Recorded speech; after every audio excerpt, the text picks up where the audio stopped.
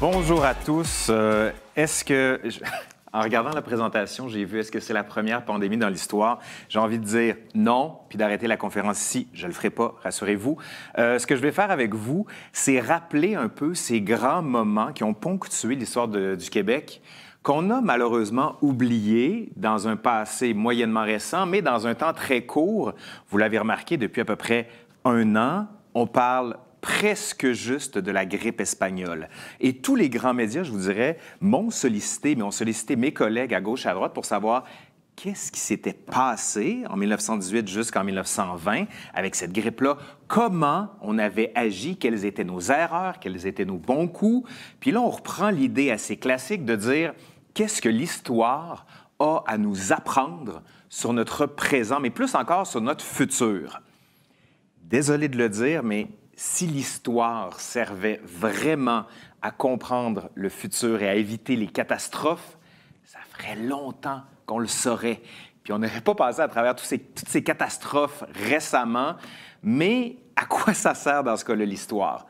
Bien, ça permet de comprendre un peu mieux ce qu'ont fait nos ancêtres, ça nous permet de donner de la perspective par rapport à ce qu'on vit, mais aussi, vous allez voir que peut-être que d'apprendre notre histoire, ça nous permet de nous former ce qu'on pourrait qualifier d'esprit critique.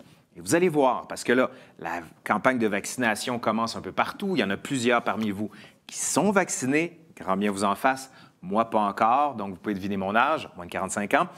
Mais donc, on va voir que les campagnes de vaccination ont été très problématiques. Pas en Europe, pas aux États-Unis, ici, au Québec. Je vous laisse là-dessus sur le suspense pédagogique, disons-le comme ça, pour vous parler de ces épidémies. Oui, bien sûr, la grippe espagnole, je vais vous parler du choléra, je ne vais pas aller sur la peste, il n'y a pas eu de grands épisodes de peste, la grande peste noire du 14e siècle, vous irez voir, il y a plein de documentation là-dessus. Si vous en voulez, vous pourrez la consulter ou encore, vous pouvez aller voir, parce que je suis accessoirement YouTuber, je ne sais pas si on peut dire ça, une chaîne sur YouTube qui s'appelle L'Histoire nous le dira.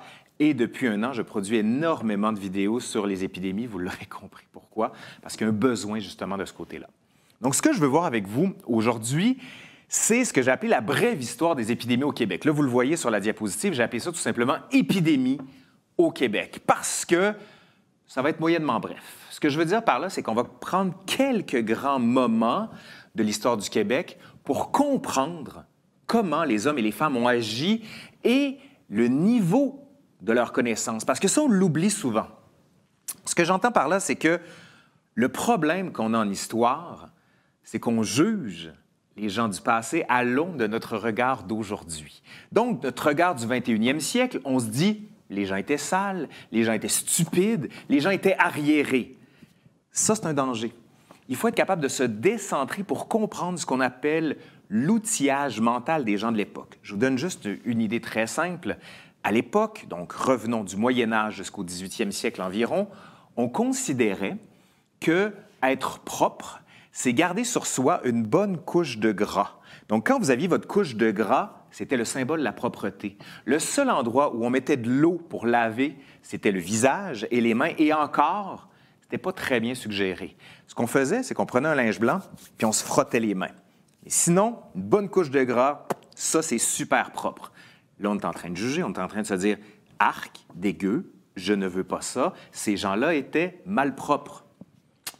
Erreur de jugement ici, et j'insiste sur jugement, parce que vous prenez vos cadres du 21e siècle, vous les appliquez à ceux et celles du Moyen Âge ou du 17e, du 18e siècle en vous disant « ces gens-là étaient sales », alors que dans leur conception à eux, ils étaient propres. Donc, gardons ça en mémoire. Et avant d'entrer précisément dans ces épidémies, je veux vous parler justement de ce que j'ai qualifié d'outillage mental. C'est quoi un outillage mental? C'est-à-dire comment on entrevoit le monde, comment on conçoit le monde dans une rationalité, donc ça veut dire comment fonctionne le monde du point de vue mathématique, biologique, etc., ou encore du point de vue symbolique.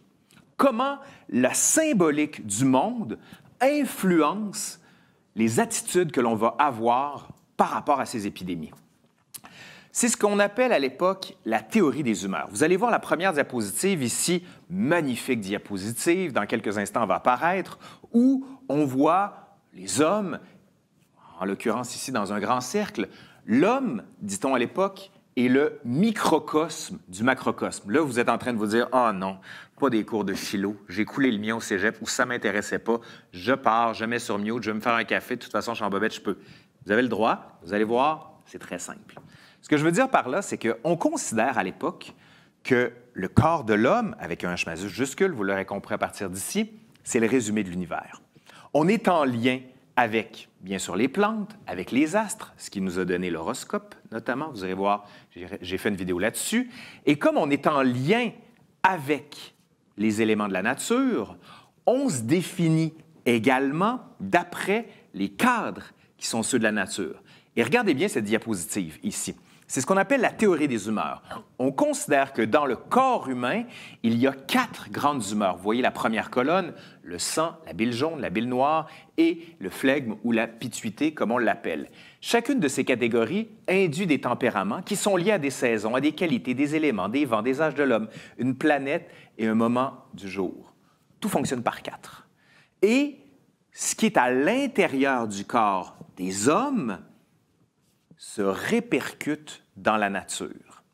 Ce qui fait qu'il y a un lien entre la nature et les hommes, et la conception médicale de l'Antiquité jusqu'au 19e siècle, ce qu'on pourrait qualifier de naissance de la physiologie et de l'hygiénisme, est encore liée. Et là, vous allez me dire, vraiment, mais juste pour vous dire, quand vous dites que vous êtes de mauvaise humeur, vous le dites ça, on est de mauvaise humeur. À quoi ça se réfère? Bien, ça se réfère aux humeurs qui parcouraient le corps. Les 4 liquides qui étaient dans le corps, qui étaient en adéquation les uns avec les autres. Quand il y a une mauvaise humeur, on dit en langage médical de l'époque qu'elle est pléthorique, en trop grande quantité. Par exemple, remettons le tableau ici. Supposons que vous souffriez de mélancolie. Référez-vous au tableau et vous voyez que le tempérament mélancolique est lié à la bile noire. Donc, si vous êtes mélancolique, c'est qu'il y a un excès de bile noire. Que faire? Que vont faire les médecins? Très simple. Extraire la bile noire. Comment y arriver? Bien, on dit que le sang, qui est la liqueur de la vitalité, porte en elle les humeurs. Et là, vous me voyez venir peut-être. Il faut donc extraire du sang du corps pour pouvoir permettre le rééquilibrage des humeurs et donc la saignée. Cette pratique qui est considérée aujourd'hui par nous, hommes et femmes du 21e siècle, comme barbare, comme complètement à côté de leur pompe, disons-le comme ça, et voire même dangereuse. On considérait à l'époque que les hommes et les femmes avaient en eux environ 23 litres de sang et qu'on pouvait en enlever facilement une quinzaine de litres. Ceux qui ont fait leur cours de bio, ici, dites-le à la maison, je ne veux pas faire de sondage, pas besoin, parce que je ne veux pas humilier personne. Combien y a-t-il de litres de sang, selon vous, dans le corps humain? Ah oui, il y a des bonnes réponses. Si vous avez répondu entre 7 et 10, vous êtes dans le vrai. Et à l'époque, on considérait qu'il y en avait 21 et qu'on pouvait en sortir 15. Là, vous me dites, mais ils sont complètement malades. Non. C'est que le problème que l'on avait, c'est que la théorie médicale est basée sur 2 grands théoriciens, appelons-les comme ça, Hippocrate, dans un premier temps, théoricien, ou plutôt médecin de l'Antiquité, et Galien. Et Galien, pour réaliser ses œuvres médicales, a procédé à des dissections de porcs. Donc, il a fait des règles pour déterminer combien il y a de litres de sang à partir de là. Et là, vous allez me dire, mais pourquoi est-ce qu'on faisait ça? En enlevant du sang, on tuait les gens. C'est qu'on part encore d'une métaphore. La symbolique et la métaphore est extrêmement puissante dans le monde ancien. Ce que j'appelle le monde ancien, c'est pré-médical, la théorie des humeurs qui domine. On considère, à l'époque, que le symbole d'un puits, dans lequel on creuse notamment, et quand il y a une eau qui croupit dans le fond de ce puits-là, suffit de retirer l'eau croupie, donc l'eau de mauvaise qualité, et les sources vont venir amener une eau neuve. Eh bien, selon cette métaphore, comme le corps est en lien avec l'univers et avec la nature, suffit de retirer le sang croupi, le sang de mauvaise qualité, qui est dangereux, pour que le corps renouvelle le sang. Voyez-vous, ce qu'on vient de faire entre un jugement de valeur très carré sur une pratique qui est celle de la saignée, et la compréhension, on retire le jugement pour en arriver à la compréhension. Et c'est là que je veux vous amener aujourd'hui, pour comprendre la théorie des humeurs, certes, mais surtout les réponses qui seront celles des hommes et des femmes du passé face à ces grandes épidémies. Réponses qui, avec nos yeux du 21e siècle, peuvent sembler, je dis bien sembler, un peu folles. Et pourtant, avant de commencer sur les épidémies au Québec, rappelons quand même un grand épisode qui se passe à l'époque moderne du 16e au 18e siècle, la Grande Peste de Londres de 1665. Énormément de gens vont y être touchés, vont en être touchés, pardon. Et très rapidement, on va se dire, il faut deux choses. Isoler les gens dans leur maison et en plus, prendre de la distance les uns par rapport aux autres. On est en 1665. Déjà, les mesures de confinement, ce qu'on va appeler la quarantaine, ou encore de distanciation sociale, sont appliquées. Mais toujours dans le schème de la théorie des humeurs. Donc, l'application de nos mesures sont déjà présentes, mais avec une théorie médicale complètement différente de la nôtre. Mais encore une fois, vous l'aurez compris, l'idée n'est pas de juger, mais de comprendre. Revenons-en ici. Ce que j'appelle ici, c'est au Québec, bien sûr, vous l'aurez compris. La Nouvelle-France, période considérée par plusieurs historiens comme l'âge d'or du Québec, période perdue des liens avec la mère patrie française qui nous aurait délaissés en 1759 avec la bataille des Plaines d'Abraham. Bien sûr, on connaît tous l'histoire, mais rappelons quand même que cette petite colonie, qui a un territoire immense, qu'on dit aller du golfe du Mexique en bas jusqu'au territoire du Nord-Ouest, grossièrement on peut dire la baie d'Hudson, disons-le comme ça, en passant par la vallée du Saint-Laurent, une partie de l'Acadie, en remontant vers Terre-Neuve. On va en être découpé aussi par l'Empire britannique après. Mais toute cette partie, cet immense territoire n'a que 70 000 personnes. La ville de Québec compte 3 000 âmes. Autant dire un village, bien que ce soit un des chefs-lieux. Montréal, à la fin du 18e siècle, compte environ 9 000 individus vivant sur le territoire, auquel il faut ajouter à peu près 8 000 militaires. C'est vous dire, Montréal a été une ville militaire pendant très longtemps. Donc, petit territoire. L'époque de la Nouvelle-France, qui, comme vous le savez, l'épopée commence au 16e siècle pour se terminer en 1759, du moins avec la bataille des Plaines d'Abraham, mais surtout avec la signature du traité de Paris en 1763. Donc, des gens qui débarquent sur le territoire, mais pas nécessairement des médecins. Et encore une fois, les médecins qui sont là, ce sont des hommes de savoir. Ce ne sont pas des hommes du toucher. On ne va pas toucher les corps. Aujourd'hui, quand vous allez à l'urgence, si vous êtes capable d'y aller, ce qu'il faut faire, du moins pour le médecin, c'est bien sûr parler avec le patient, mais toucher pour voir où est le mal. En l'occurrence, ici, le médecin ne touche pas, il regarde et donne son diagnostic, tout simplement. Celui qui va avoir la fonction de toucher, c'est ce qu'on appelle le ramancheur ici, mais plus spécifiquement le chirurgien. Là, vous dites, ah, mais le chirurgien, c'est un médecin? Pas du tout. Pas du tout. Aujourd'hui, le chirurgien, si vous regardez ER ou vous regardez Grey's Anatomy ou encore New Amsterdam qui marche très fort sur Netflix en ce moment, vous dites, les chirurgiens, c'est les vedettes de l'époque. Pas du tout. Les chirurgiens font partie, à l'époque moderne, 16e, 18e, de la corporation des barbiers chirurgiens. Donc, vous pouvez vous faire raser la barbe, ce qui n'est pas mon cas comme vous le voyez, ou encore vous faire une saignée au bras. Ils sont en dessous de l'échelle sociale. C'est à partir du 19e siècle que la fonction de chirurgien, quand on va se séparer des barbiers, où là, on va monter avec la spécialisation de la médecine. Mais à l'époque, le chirurgien, c'est le sous-médecin carrément. Et surtout, il ne coûte pas cher. Donc, en Nouvelle-France, ceux qui vont agir, ce seront les chirurgiens, les médecins qui, par exemple, Michel Sarrazin, que vous connaissez peut-être pour la maison du même nom, qui, lui, va plutôt aimer à herboriser. Il ramasse ici des fougères à gauche et à droite, il envoie ça à Paris pour en faire une espèce de grande collection qu'on peut avoir des herbes ici, mais aussi des plantes. Tandis que les chirurgiens sont dans le quotidien. Et même, parfois, je vous dirais que celui qui va avoir la fonction de réduire des fractures. Pour ceux qui ne savent pas ce que c'est, réduire des fractures, par exemple, je me sors le bras ici du coude, je me suis luxé le coude, bien, réduire une fracture, c'est remettre l'os au bon endroit. Eh bien, il n'est pas rare dans les villages que ce soit le forgeron qui s'adonne à la tâche. Pourquoi? Parce que c'est l'homme du feu. C'est l'homme qui fait les objets pour les chirurgiens, les barbiers et autres. Donc, il est capable de contrôler ce déversement de puissance qu'on n'arrive pas à contrôler. On est dans un monde, vous l'aurez compris, extrêmement enchanté. Pas dans le sens de Disney.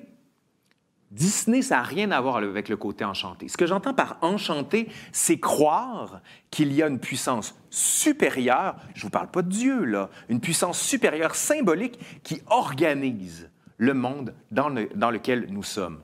Aujourd'hui, on dirait qu'on est dans un monde désenchanté, dans le sens où si la bouteille tombe par terre d'elle-même, vous n'allez pas me dire « Dieu est passé par là, il a donné un coup de pied là-dessus ». Vous ne la voyez pas, mais j'ai une bouteille d'eau juste ici. Mais la dite bouteille d'eau, si elle tombe, moi, je vais dire, bon, ben c'est ça, la table devait être bancale. Image rationnelle de la chose. Donc, encore une fois, décentrons-nous. Je fais un long parallèle, là. Voyez ici cette magnifique gravure de la petite ville de Québec en 1750 pour nous amener à une des premières grandes épidémies qu'on va appeler le mal de la baie Saint-Paul. Alors, bonjour aux gens de Charlevoix, si vous êtes parmi nous. En 1775, va commencer à se déclarer un mal qu'on va qualifier du mal de Charlevoix, que des médecins de l'époque, parce que là, on est rendu sous le régime britannique. On est rendu sous le régime britannique et là, on commence à voir un mal. Ce que j'entends par mal, des fièvres, des convulsions, des gens qui commencent à mourir. Avec le temps, a posteriori, maintenant, on sait que c'était sans doute la syphilis qui s'est développée. La syphilis, si vous ne le savez pas, ben, c'est une MTS ou MST, je ne sais plus lequel on dit selon qu'on soit en France ou au Québec, mais dans les deux cas, c'est une maladie sexuellement transmissible qui peut mener éventuellement à la mort, qui vous passez par des délires, vous passez aussi par des inflammations de tout genre. Mais le problème qu'on a avec le mal de Baie-Saint-Paul en 1775, première grande épidémie qui est relevée, alors qu'avant, on disait les Canadiens français, ce sont des hommes francs et forts qui ne sont jamais malades, un peu serviles et bêtes, on peut leur faire tout ce qu'ils veulent, tout ce qu'on veut, pardon. C'est ce que vont dire les Britanniques des Canadiens français. L'Église derrière tout ça, mais justement, l'Église derrière tout ça qui refuse souvent, longtemps, la présence du médecin. Pourquoi? Pourquoi est-ce que l'Église ne veut pas avoir la présence de médecins dans les campagnes? Parce que celui qui dirige, c'est le curé. C'est celui qui arrive avec son autorité morale à expliquer le mal. Bon, ben si on est affligé de tel mal, c'est que nous avons fait trop la fête lors de carnaval. J'ai bien dit de carnaval, c'est comme ça qu'on disait à l'époque. Ou encore, c'est parce que vous n'avez pas fait vos Pâques, vous n'avez pas prié assez. Peut-être avez-vous commis des adultères. En gros, le mal temporel, ce qui se passe ici sur la Terre, est un effet de votre mal-être spirituel, ce qui se passe en haut. Donc l'adéquation qui est prise en charge par le curé va s'incarner dans le mal de Baie-Saint-Paul que vous avez ici. Mais tout ça va évoluer. Tout ça va évoluer au 19e siècle. Vous aurez compris, je ne peux pas vous faire toute l'histoire. Ici, on va voir certaines des grandes épidémies. Nous sommes à Montréal, ici, en 1915. Bon, je voulais vous montrer une magnifique photo de la ville, parce que, bon, on ne peut pas y aller beaucoup. La rue Sainte-Catherine et Stanley, pour ceux qui connaissent. On est à la fin du 19e siècle, surtout au 20e siècle, me direz-vous. Mais qu'est-ce que c'est que le 19e siècle? Le 19e siècle, c'est le siècle de la révolution industrielle. Mouvement massif vers les villes. On quitte les campagnes pour aller à Québec, Trois-Rivières, Montréal. Montréal devient la grande ville du Canada, pied de nez à Toronto. C'est la ville où se concentrent les gens d'affaires. Un quartier au flanc du Mont-Royal, qu'on appelle le Golden Square Miles, entre 1830 et 1880, contrôle, du moins les gens qui sont là, contrôlent 70 % de toute la richesse au Canada. Je vous le redis, dans un petit quartier à Montréal, les gens qui sont là contrôlent 70 % de toute la richesse au Canada. Il fourrure, chemin de fer, essentiellement. Mais le problème, c'est que tout le monde n'est pas riche, comme vous le savez. La pauvreté qui, encore aujourd'hui, est partout dans les villes, Montréal, Trois-Rivières ou Québec, eh bien, elle s'incarne ici. Et quand on se masse massivement dans les villes, ce n'est pas les meilleures conditions que l'on puisse avoir. On parle de slum, carrément. On parle de conditions ignobles, d'insalubrité, de problèmes d'hygiène. Vous avez ici une carte de Montréal de 1879, mais peu à peu, avec la concentration des gens en ville, de nouvelles anxiétés commencent à naître. Qu'est-ce que j'entends par nouvelles anxiétés? Eh bien, pendant longtemps, on a eu peur de l'air corrompu, les miasmes. Aujourd'hui, vous le connaissez sous le nom de gouttelette. Eh bien, la gouttelette, à l'époque, c'est l'équivalent de cette ambiance et de cet air méphitique, comme on le dit de Méphistophélès, donc diabolique, de cet air méphitique qui tue. Les mauvaises odeurs peuvent tuer. Là, vous allez me dire, vraiment, rappelez-vous, à un moment ou à un autre, quand vous passez dans une ville ou encore près d'un abattoir, ça vous est déjà arrivé, l'odeur qui vous pique le nez, l'odeur qui vous donne envie de vomir, eh bien, ces odeurs-là, ammoniaquées, presque, peuvent tuer. Et les journaux comme les chroniques de l'époque font état de ça. La dangerosité de la ville prend de l'expansion. Et commence à naître ce qu'on appelle la médicalisation du corps social. Qu'est-ce que je veux dire par là? Je vous avais dit que la théorie des humeurs, ça allait de l'Antiquité jusqu'au 19e siècle. On en est au 19e siècle. Prise en charge de la physiologie, développement des écoles de médecine un peu partout. McGill, l'Université Laval, bientôt l'Université de Montréal. Pas encore les UQ, ça pas avant les années 1960 au Québec.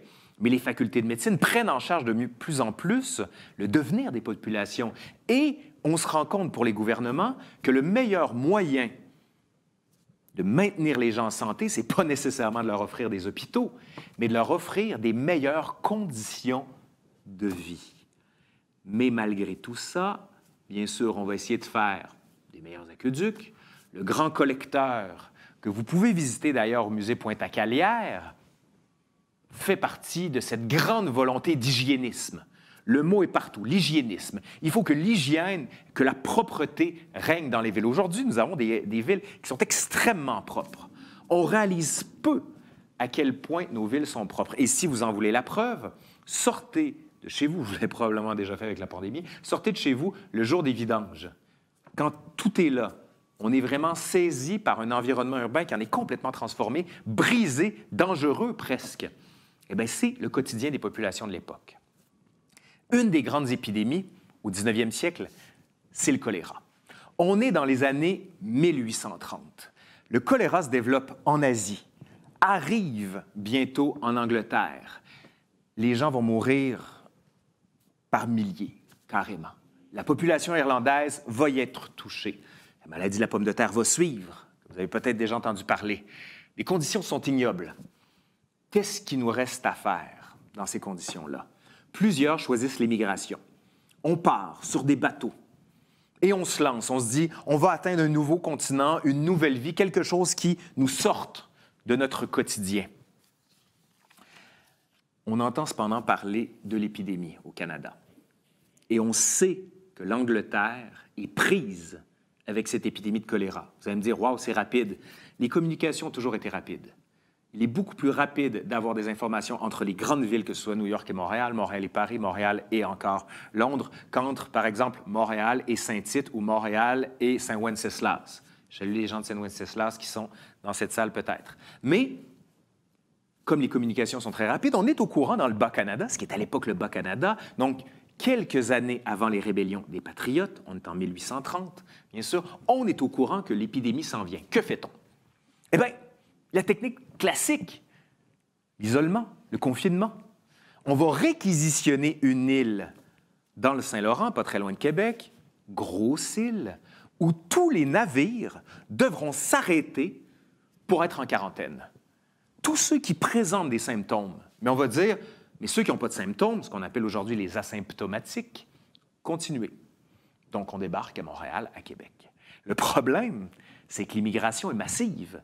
Et certains navires qui arrivent à Grosse-Île voient qu'il y a trop de navires, on ne peut pas accoster, continuent et passent Québec et vont carrément à Montréal. Et il y a des navires, dont un avec un colérique, comme on les appelle, atteint du choléra, donc, McKee, qui va mourir en arrivant à Montréal. Que fait-on? Aujourd'hui, vous me diriez, on l'a isolé, puis on a mis les gens en quarantaine. Pas du tout. Comme les gens de Montréal n'avaient pas vu véritablement de colérique, on va sortir le corps de McKee, l'Irlandais, pour aller le porter à une taverne locale de Montréal pour que les badauds, donc les gens de la ville, viennent observer le malade. Et là, vous dites, ben voyons. Oui, il y en a souvent des ben voyons. Ça ferait un très bon titre de livre d'histoire, là, ben voyons. Ou comme le dirait Martin Matt, il là là. Mais dans ce il là là, la contamination commence dans Montréal. Elle se poursuit à Québec avec les asymptomatiques. Ce qui fait que, juste pour vous donner des chiffres, entre 8 000 et 12 000 personnes vont mourir du choléra. Et ça va être régulier. On compte qu'au 19e siècle, il y a une épidémie tous les 20 et 40 ans. 20e siècle, même chose.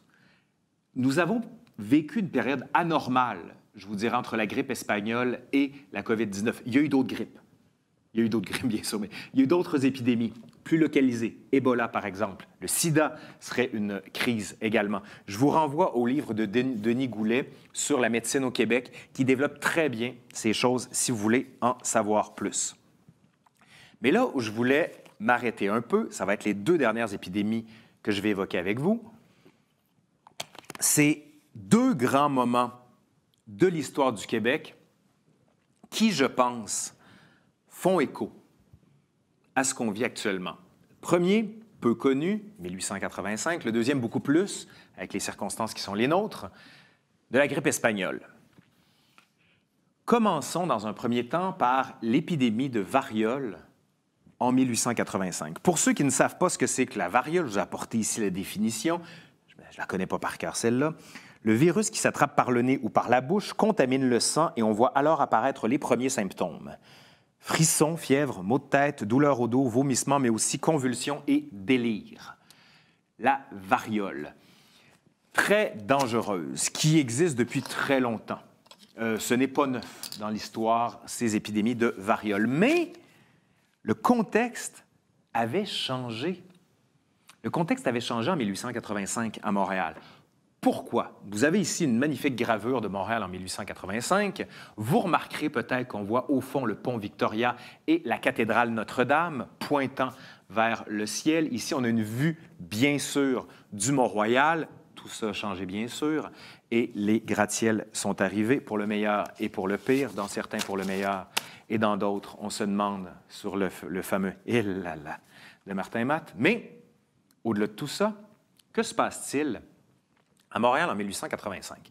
Eh bien, on a un vaccin.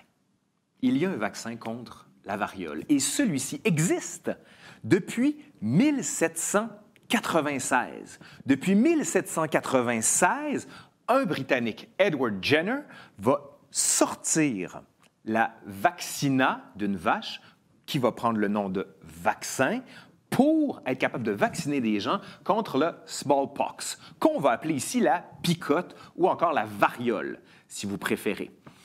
Et donc, on se dit, bon, bien ça y est, c'est géré, c'est réglé. Mais c'est plus compliqué que ça. Dès les premières tentatives de vaccination, on va voir un courant anti-vaccin naître. Et courant anti-vaccin qui est encore présent aujourd'hui.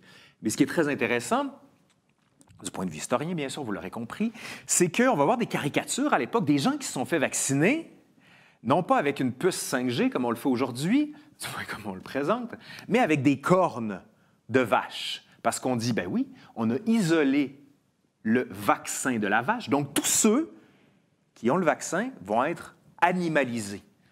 Ils sont réduits à l'état de bêtes.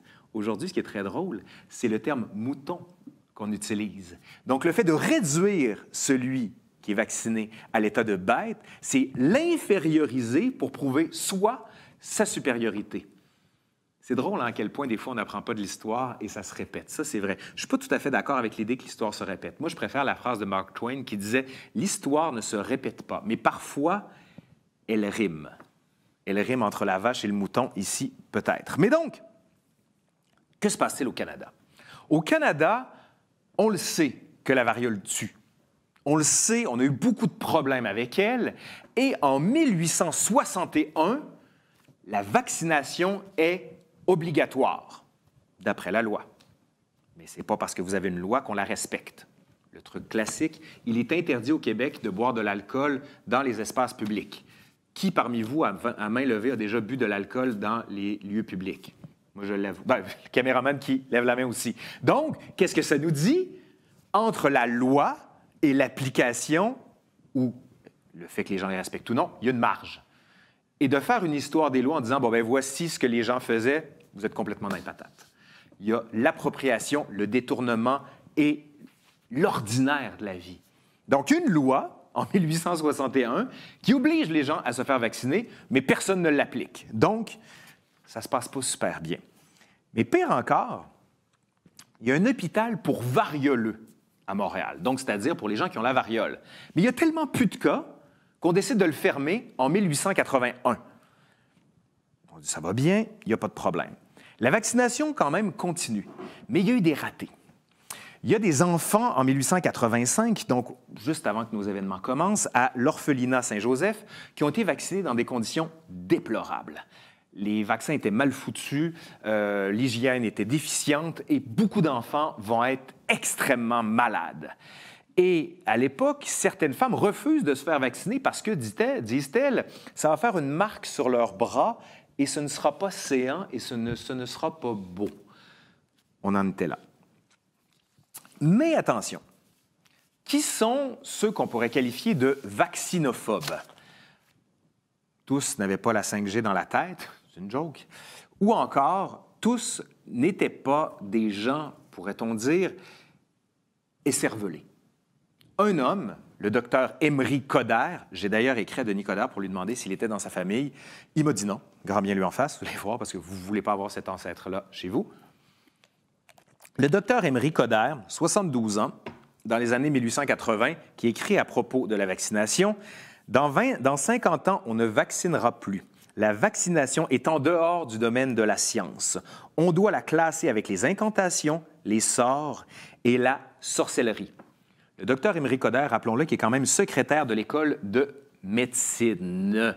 Donc, tout n'est pas blanc ou noir dans cette histoire. Autre chose, autre élément important.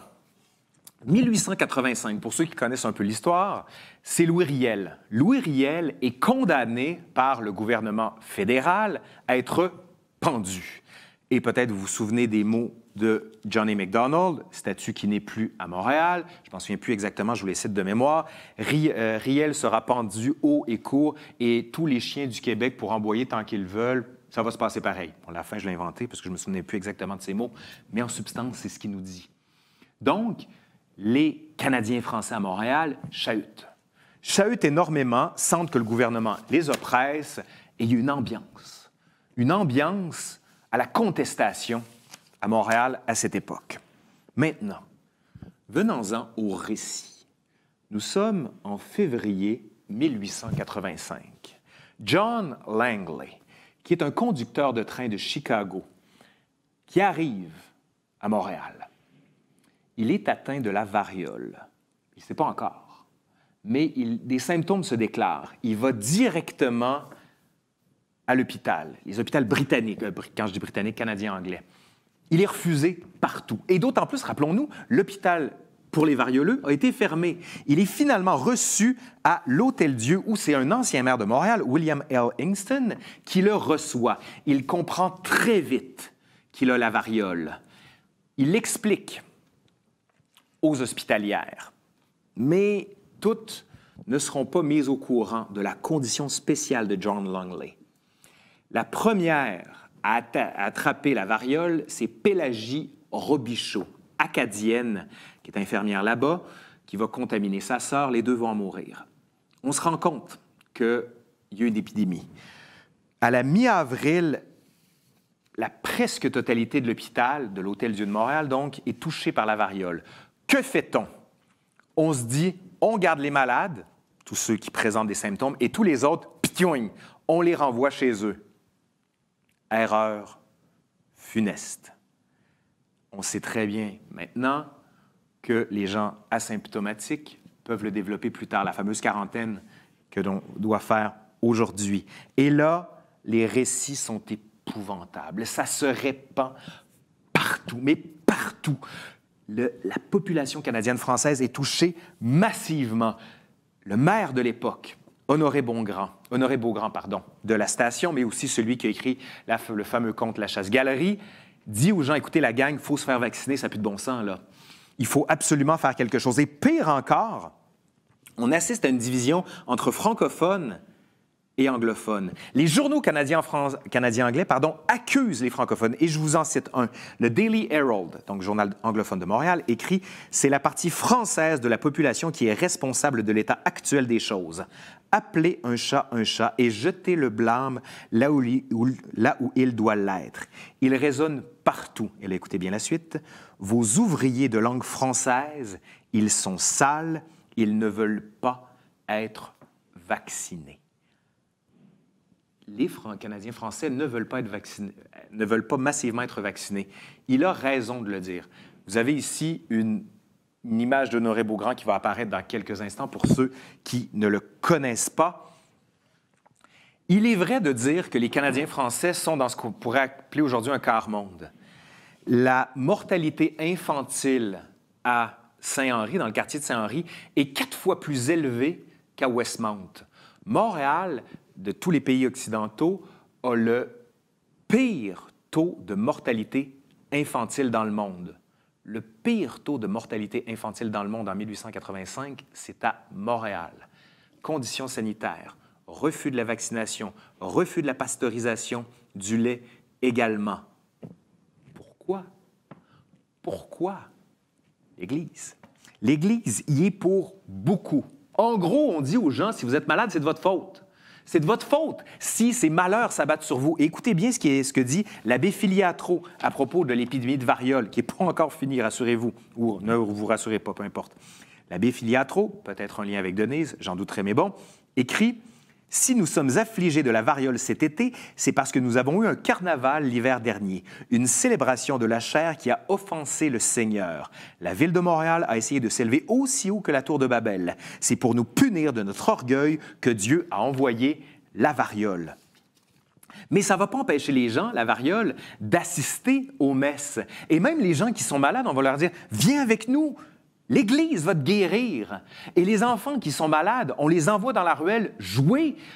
La contamination devient énorme. Des centaines, des milliers de cas commencent à se révéler un peu partout dans la ville. Le maire Honoré Beaugrand dit « Il faut absolument faire vacciner les gens. » On envoie la police dans les quartiers. Vous allez voir, il y a une magnifique image qui s'en vient d'une reconstitution de ces policiers qui veulent entrer dans les quartiers, surtout le centre-sud aujourd'hui, pour emmener les gens, pour les isoler. Et pour certains, c'est carrément la fin. C'est le regard de l'autre qui va peser sur le fait qu'on est malade, que la contamination a pris notre maison. Et plus encore, les gens ne veulent pas se faire vacciner. Pourquoi? Bien parce que l'Église les enjoint de ne pas se faire vacciner. Parce que l'Église a peur que la médecine laïque s'empare des rênes du pouvoir. Et en substance, ce qu'on dit, c'est que si on laisse les médecins agir de ce point de vue-là, du point de vue médical, bientôt, les laïcs, ceux qui ne sont pas religieux, vont prendre en charge l'éducation et bientôt, ça va en être fini de nous. Donc, on veut garder l'espèce de chape de plomb sur les corps et les consciences en disant « Non, si vous avez à mourir, vous allez mourir, point final. C'est le jugement de Dieu et personne ne peut rien y faire. Les voies du Seigneur sont impénétrables. Les voies du Seigneur sont impénétrables. » Mais au-delà du fait qu'elles soient impénétrables, il y a quand même peut-être un vaccin qui pourrait aider les gens à survivre. Donc, Honoré Beaugrand va dire, là, ça n'a plus de bon sens, là. Il faut absolument que ces gens-là se fassent vacciner. Honoré Beaugrand, qui est alité, parce qu'il souffre d'asthme, va réquisitionner 600 militaires pour forcer les gens à se faire vacciner. En gros, on rentre chez les gens, on tire les enfants en dehors des maisons, on les vaccine, on les rentre dedans. Il y a des pères de famille qui veulent rien savoir, ils se barricadent, ils prennent des fusils, des fourches comme ils peuvent, ils attaquent les policiers, ils arrachent carrément les affiches pro-vaccin. On va s'attaquer aux endroits qui représentent en quelque sorte la vaccination, comme les bureaux de santé. On va aller au Daily Herald, celui qui avait dit que les Canadiens français étaient sales. On va incendier les bureaux, puis à un moment donné, en septembre, on va se dire, bien, il faut aller plus loin.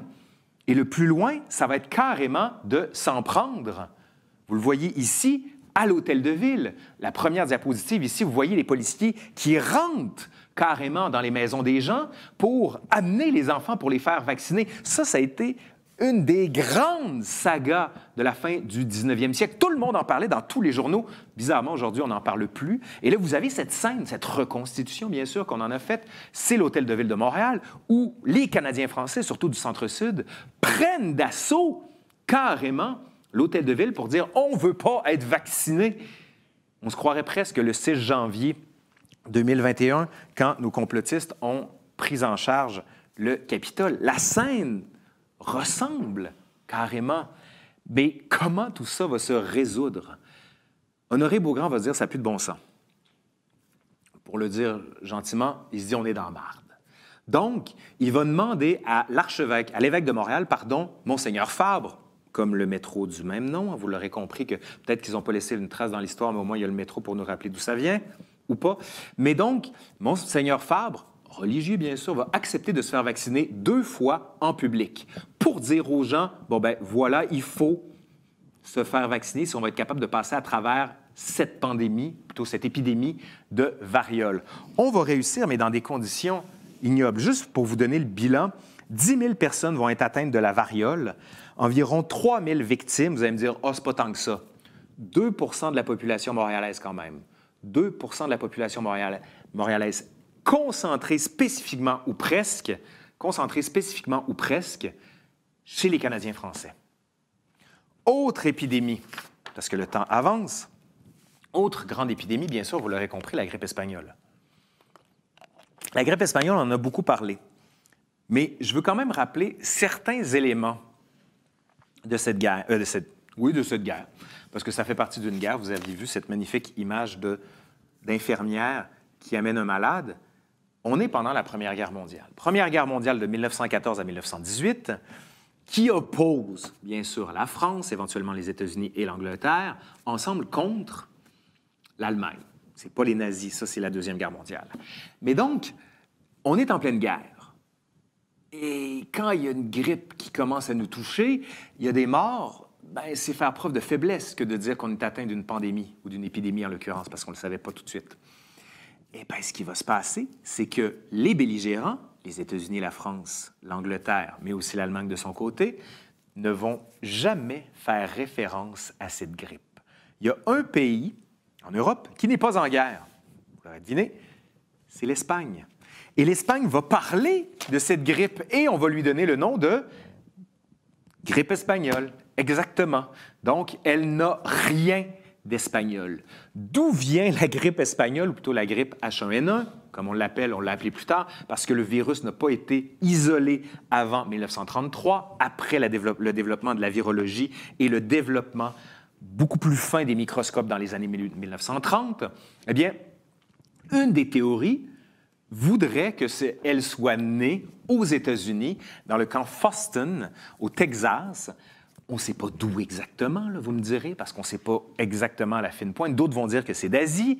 On va même avoir une propagande à l'époque pour dire que c'était pas les nazis, mais les Allemands qui auraient mis le bacille et le virus dans des boîtes de conserve pour l'envoyer aux Alliés pour développer la chose. Mais tout ça, bien sûr, c'est spéculation. Mais chose certaine, il est vrai que dans le camp Foston aux États-Unis, dans le sud, s'est développée la maladie dans des conditions qui permettaient au virus de se développer. Pourquoi? Parce que les soldats vont partir en Europe, arriver dans les ports de Bordeaux, entre autres, aller dans les tranchées où on est serrés les uns contre les autres, dans des conditions d'hygiène déplorables, mais déplorables, ce qui fait que, bien sûr, le virus et la maladie vont prendre de l'expansion. Il n'y a pas de vaccin. Il n'y aura pas de vaccin contre la grippe espagnole. Et l'immunité collective va être atteinte au prix de 20 à 100 millions de morts, plus que la Première Guerre mondiale, entre 20 et 100 millions de morts. Et cette grippe touchait principalement les jeunes hommes âgés entre 20 et 40 ans. Le taux de mortalité était catastrophique pour les jeunes hommes. Et là, vous avez ici un graphique que l'on a fait de la pandémie en question, des 3 grandes vagues qu'il y a eu. On voit mal les 3 vagues ici, du moins la première qui est toute petite, la deuxième qui est plus grande et la dernière qui est plus haute. Mais le Québec a été un des rares endroits où la 3e vague a été violente. Mais le problème, c'est qu'on manque encore beaucoup de documentation sur cette fameuse 3e vague. Mais qu'en est-il de la grippe espagnole au Québec? Quand est-ce qu'elle arrive ici? Bien, les premiers symptômes se déclarent en 1918 environ. Et très vite, dans les journaux, vous le voyez ici, on enjoint les gens à prendre des mesures pour se préserver de cette grippe espagnole. Mais le problème, c'est que la majorité des médecins et des infirmières, où sont-ils? En Europe. Et plus encore, il n'y a pas d'hôpitaux pris en charge par l'État. Il y en a, mais pas beaucoup. Il n'y a pas de système de santé comme tel. Le ministère fédéral de la Santé, qui aujourd'hui coordonne, par exemple, l'arrivée des vaccins, n'existe pas. C'est à la suite de la grippe espagnole, dans les années 1920, qu'il va être créé, parce qu'on va se dire, ça n'a plus de bon sens, il faut une réponse coordonnée, et c'est là que le ministère fédéral de la Santé va être créé. Au Québec, ça va être au Canada, pardon, entre 30 et 50 000 personnes qui vont en mourir. Entre 30 et 50 000 personnes vont en mourir. Au Québec, 13 500 environ sur le demi-million de personnes qui seront atteintes. Ça, c'est d'après les chiffres que l'on a. Mais encore une fois, il n'y avait pas de tests, il n'y avait pas de statistiques extrêmement précises. Souvent, le seul moyen de le déterminer, c'est les morts qu'on va avoir dans les hôpitaux.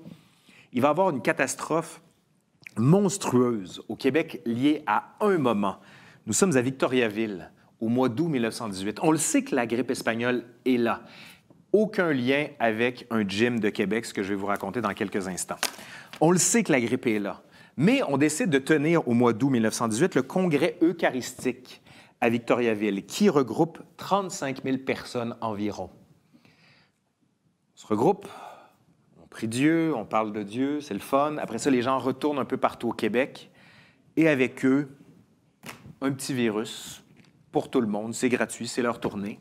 Et là, c'est la catastrophe. On ne contrôle plus l'épidémie, on ne contrôle plus carrément la possibilité d'enrayer et d'encadrer cette grippe. Ça va être une catastrophe du début à la fin.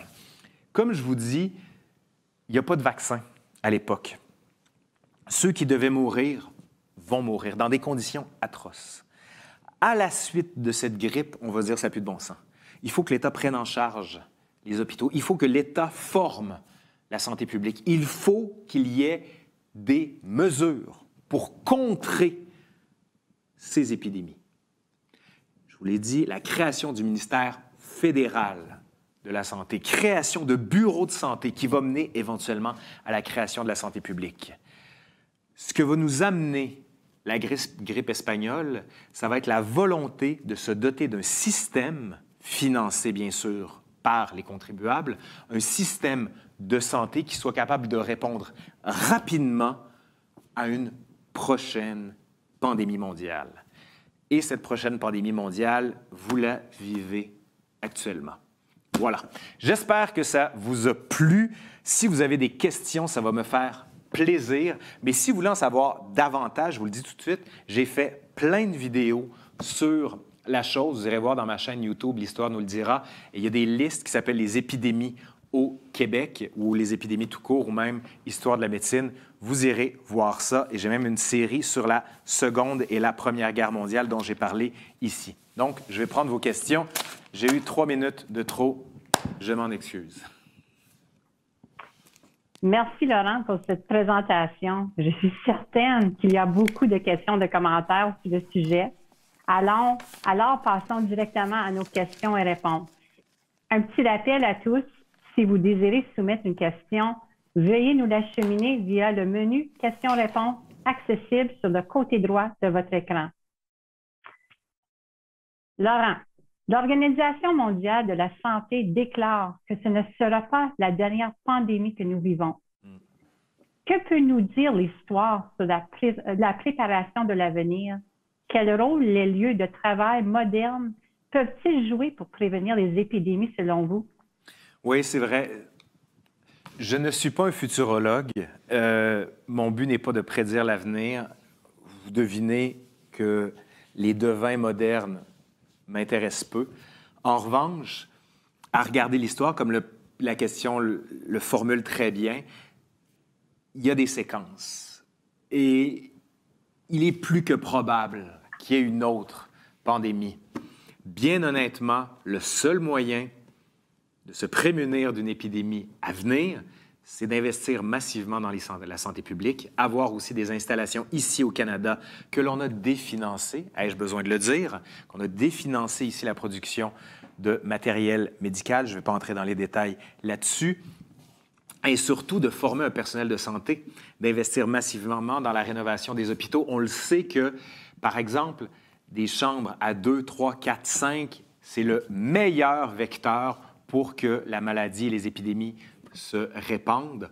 Je pense qu'on a l'espace, je pense qu'on est capable de l'investir et je pense que surtout avec ce qu'on vient de vivre, c'est le bon moment de se lancer dans des travaux de rénovation de nos hôpitaux, d'investir plus, de donner des salaires décents aux gens qui travaillent dans la santé.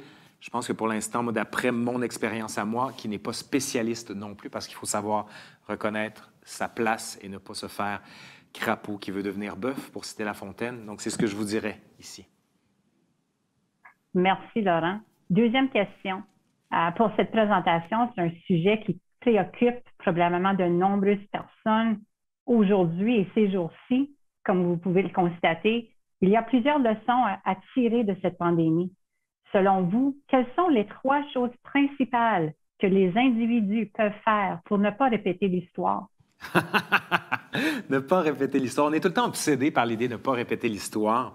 Bien, le problème, c'est que même si on ne veut pas répéter l'histoire, des fois, les gens qui sont au pouvoir n'ont aucune idée de l'histoire. Prenons un exemple au sud de l'ancien président, le 45e, qui, lui, non seulement ne la connaissait pas, mais l'inventait parfois, ce qui était très dangereux aussi. Les 3 leçons qu'on peut tirer dans un premier temps, c'est que on ne peut pas se sortir de ça individuellement. Ce que j'entends par là, l'individu que l'on a mis de l'avant en disant faites une entreprise de vous-même, ça ne marche pas dans des crises collectives comme ça. Il faut que le collectif aille de l'avant et se dote de structures et que les règles ne sont pas contre l'individu, mais pour la collectivité. Deuxième élément, je l'ai dit dans la première réponse, c'est d'investir massivement dans les infrastructures de santé, de se donner d'une réponse, un ensemble de réponses coordonnées, d'avoir du matériel médical rapidement, de le renouveler, même si dans 10 ans, parce qu'on va l'oublier. On va l'oublier, la COVID. Vous ne me croyez pas, mais on va l'oublier, malheureusement. La grippe espagnole a été très vite oubliée après. Ne pas oublier ça, de se le rappeler. Puis peut-être, le 3e élément, je prêche pour ma paroisse, d'avoir des historiens et des historiennes qui conseillent les hommes et les femmes politiques. Je pense que ça pourrait aider.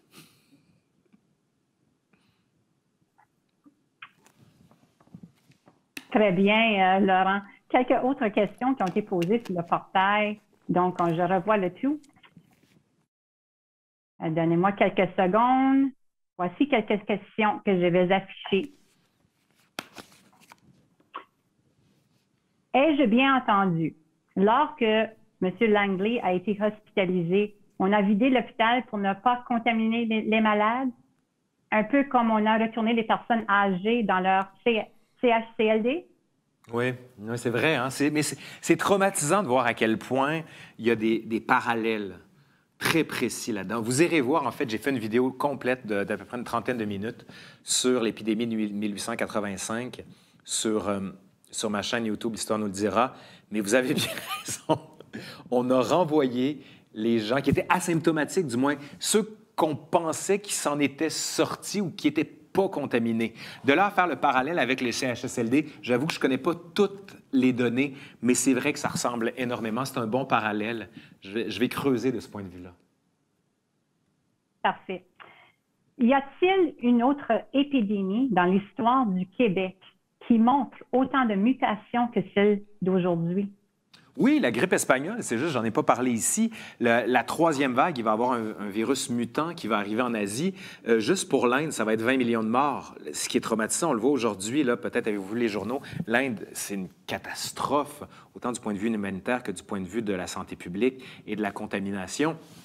Mais oui, il y a eu des mutations. Le problème étant, c'est qu'on n'avait pas les outils pour être capable de comprendre ces mutations. Je vous l'ai dit, la virologie, c'est pas avant les années 1930. Et les objets en médecine qui permettent d'isoler, de comprendre ces mutations-là, c'est vraiment dans la seconde moitié du 20e siècle que ça va se développer. Aujourd'hui, on est capable de le voir, puis on est capable de répondre aussi à ces mutations, puis de leur donner des noms, contrairement à l'époque. Si on peut le supposer, une loi sur la vaccination serait probablement mal reçue de votre point de vue? Ce que vous entendez par une loi pour obliger la vaccination? J'imagine que ça, je ne peux pas présumer de rien. Ce n'est pas mon propos. Je ne suis pas un homme politique. Je ne le deviendrai jamais. Ça ne m'intéresse pas. Mais je pense que ce que je peux vous dire, c'est que la vaccination fonctionne. Je vais juste dire ça. La vaccination fonctionne. Puis c'est prouvé. Il y a des maladies qu'on a éradiquées. La variole, dont je vous parlais en 1885, a été déclarée morte, souche morte, en 1979 par l'OMS. Et l'épisode de 1885 est le dernier grand épisode que l'on connaît dans l'histoire de l'humanité là-dessus. Je me souviens, mais pas de ça, du moins on ne veut pas s'en souvenir, mais c'est un grand épisode. La polio aussi qui va être éradiquée. La polio qui rendait les enfants, bien sûr, quadraplégiques dans certains cas. On va réussir à l'éradiquer. Donc, je vous dirais juste ces trois mots. La vaccination fonctionne.